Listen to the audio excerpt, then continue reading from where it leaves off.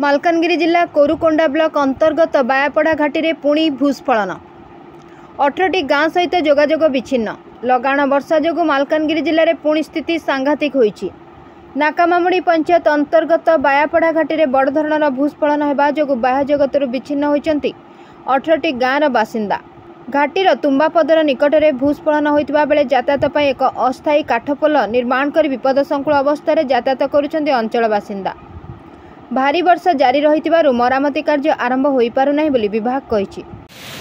तो एमती आपण मैंने कहीं चिड़े बर्तमान माने कौन असुविधा कौन देखु ये हूँ मालकानगिरी जिलार कोरुकोंडा ब्लॉक और खैरपुर ब्लॉक मझे हरिंगी टू बायापड़ा संजोग पड़ुवा रास्ताटी किसी दिन लगातार वर्षा जो संपूर्ण भाव में रास्ता धोई जाइए।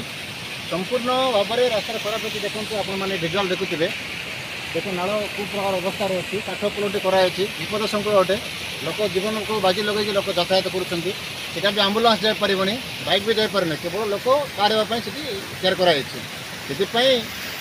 ये स्थानीय बासिंदा बहुत असुविधा सम्मुखीन होती। आम सरकार को विनम्र अनुरोध करूँ कि जिलापाल को तुरंत रास्ता को मरामती कर दिंतु एवं एठारे ब्रिज करार व्यवस्था करा जाए।